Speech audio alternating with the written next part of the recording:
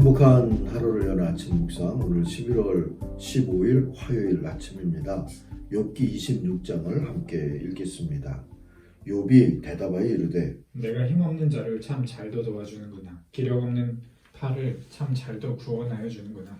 지혜 없는 자를 참 잘도 가르치는구나. 큰 지식을 참 잘도 자랑하는구나. 내가 누구를 향하여 말하느냐. 누구의 정신이 내게서 나왔느냐. 죽은 자의 영들이 물 밑에서 떨며 물에서 사는 것들도 그러하도다. 하나님 앞에서는 스올도 벗은 몸으로 드러나며 멸망도 가림이 없음이라. 그는 북쪽을 허공에 펴시며 땅을 아무것도 없는 곳에 매다시며 물을 빽빽한 구름에 싸시나 그 밑에 구름이 찢어지지 아니하느니라. 그는 보름달을 가리시고 자기의 구름을 그 위에 펴시며 수면에 경계를 그으시니 빛과 어둠이 함께 끝나는 곳이니라. 그가 꾸짖으신즉 하늘 기둥이 흔들리며 놀라느니라. 그는 능력으로 바다를 잔잔하게 하시며 지혜로 라합을 깨달으시며 그의 입금으로 하늘을 맑게 하시고 손으로 날렵한 뱀을 무찌르시나니 보라, 이런 것들은 그의 행사의 단편일 뿐이요 우리가 그에게서 들은 것도 속이는 소리일 뿐이니 그의 큰 능력의 우레소리를 누가 능히 헤아리랴. 아멘. 코이노니아의 거룩함이 오늘 묵상의 제목입니다. 3절, 4절, 5절입니다. 너는 우둔한 나를 잘 깨우쳐 주었고 내 지혜를 내게 나누어 주었다. 그런데 누가 내가 한 그런 말을 들을 것이라고 생각하느냐? 자, 욥과 친구들이 하는 말은 서로 닮아가고 있습니다. 그렇다고 해서 서로 화해했거나 위로받고 있는 건 아닌 듯합니다. 오히려 서로 빈정거리는 것 같죠. 25장의 빌닷의 말은 고독한 단독자로 하나님 앞에 선 욥의 길을 죽이려는 듯 하나님의 위엄을 강조한 바 있었습니다. 형식은 하나님의 주권에 놀라워하고 본인이 기가 죽은 것처럼 표현했지만 말이죠. 그런데 26장에서 욥은 그런 빌닷에게 생각해줘서 고맙다는 말을 하지만 이 또한 전혀 고맙지 않다는 걸 빈정거리며 내뱉은 말인 것 같아요. 2절부터 4절을 세번역으로 다시 읽습니다. 나를 그렇게까지 생각하여 주니 고맙다. 나처럼 가난하고 힘없는 자를 도와주다니. 너는 우둔한 나를 잘 깨우쳐 주었고 내 지혜를 내게 나누어 주었다. 그런데 누가 내가 한 그런 말을 들을 것이라고 생각하느냐? 너는 누구에게 영감을 받아서 그런 말을 하는 거냐? 자, 이러면서 욥은 자기식대로 창조주 하나님의 전지전능하신 위엄을 다시 말하고 있습니다. 그래서 이들의 말이 서로 닮아간다고 얘기했던 겁니다. 하나님의 위엄을 찬송하기를 경쟁이라도 하듯이 내가 더 잘 하나님의 주권과 그 위엄을 알고 찬송할 수 있어 하듯이 지금 이야기들을 하고 있죠. 욥은 하나님이야말로 사람들이 알지 못하는, 그래서 두려워하는 스올, 멸망, 북쪽, 이것은 이제 땅의 끝이라고 여겼던 것이고요. 또 아무도 없는 곳, 빛과 어둠, 하늘, 라합, 입김 등을 다 하나님은 아시며 또 그것들을 관장하시어서 하나님의 뜻을 이루시는 분이시다 하고 말합니다. 14절 보세요. 그러나 이런 것들은 그분이 하시는 일에 일부에 지나지 않고 우리가 그분에게서 듣는 것도 갸냘픈 속삭임에 지나지 않는다. 하물며 그분의 권능에 찬 우레소리를 누가 이해할 수 있겠느냐.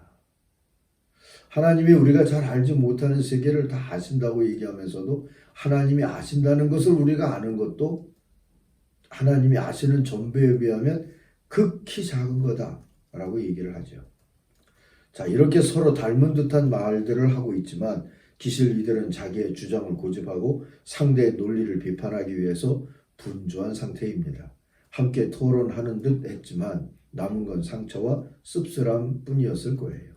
소통을 위한 교제 또는 삶과 정을 나누는 코이노니아가 이루어지고 있지 않았기 때문입니다. 코이노니아. 오늘날도 이 단어 코이노니아 또 교제, 친교 같은 걸로 번역되고 있는 이 단어는 왜곡된 채 교회 안에 쓰일 때가 많습니다. 릭 워렌의 말대로 교회 안에서조차 코이노니아는 다과를 나누는 한담 또는 어떤 놀이를 위한 시간 같은 것을 뜻하는 말로 종종 사용되죠. 그러나 코이노니아는 교회를 이루는 데 있어서 예배만큼 중요하고 또 거룩한 요소입니다. 그것은 서로 사랑하라처럼 서로라는 단어와 함께 주님이 누누이 말씀하신 진실한 나눔, 이타적인 사랑, 실제적인 섬김과 희생 같은 의미들을 모두 포함하는 가치이기 때문이죠. 국회가 늘 저 모양인 것은 코이노니아가 없고 코이노니아를 모르기 때문이 아닐까 잠시 생각해 봅니다. 참사 같은 문제가 터지면 한편에선 우리 책임이니 다 물러나겠다고 하고 다른 편에서는 그게 왜 당신들만의 책임이냐, 우리가 도와줄 테니 잘 수습하고 위로가 필요한 이들을 힘을 합쳐서 진심으로 위로해 주자.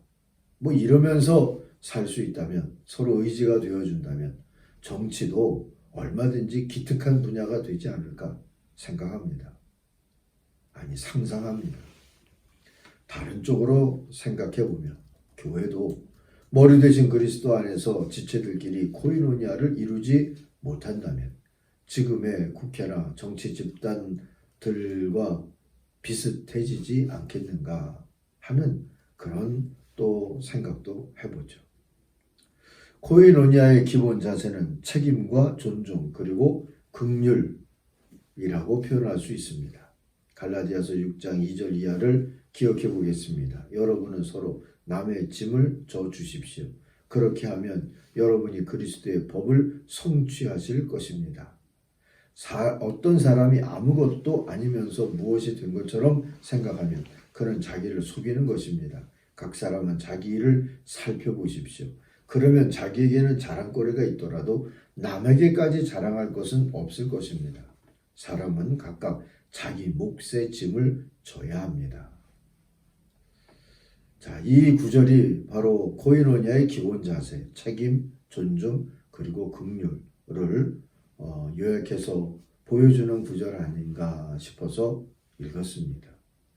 이런 코이노니아의 기본 자세를 잃어버린 채로 서로 빡빡한 그런 견제만을 하고 있는 욥과 친구들의 모습이 안타깝고, 그것이 오늘 우리들의 세상과 오버랩되면서 또 우리들로 하여금 우리 스스로를 딱하게 여기게 만들지 않습니까? 오늘은 코이노니아를 위해서, 특별히 교회 공동체 안에 코이노니아를 위해서, 우리 가정들 속에 부모와 자녀 세대 가운데 이루어져야 할 코이노니아를 위해서, 또 이런저런 이유로 분열하고 분단된 이 땅의 코이노니아를 위해서 함께 기도하는 아침이기를 바랍니다. 기도하십시다. 하나님 아버지, 코이노니아가 무엇인지 알고 무엇인지 보여줄 수 있고 무엇인지 또 온전히 이정표 노릇을 해서 하나님을 나라를 바라보게 만들 수 있는 그런 교회가 되도록 인도하여 주시옵소서. 코이노니아 없는 예배, 코이노니아 없는 선교, 사실은 하나님 앞에 용서받을 일이라고 하는 사실을 우리가 깨닫게 하여 주시고, 코이노니아 있는 예배와 선교를 이루며 살게 하여 주옵소서. 예수님 이름으로 기도하옵나이다. 아멘. 하늘에 계신 우리 아버지, 아버지의 이름을 거룩하게 하시며 아버지의 나라가 오게 하시며 아버지의 뜻이 하늘에서와 같이 땅에서도 이루어지게 하소서. 오늘 우리에게 일용할 양식을 주시고 우리가 우리에게 잘못한 사람을 용서하여 준 것 같이 우리 죄를 용서하여 주시고 우리를 시험에 빠지지 않게 하시고 악에서 구하소서. 나라와 권능과 영광이 영원히 아버지의 것입니다. 아멘. 각자 기도하겠습니다.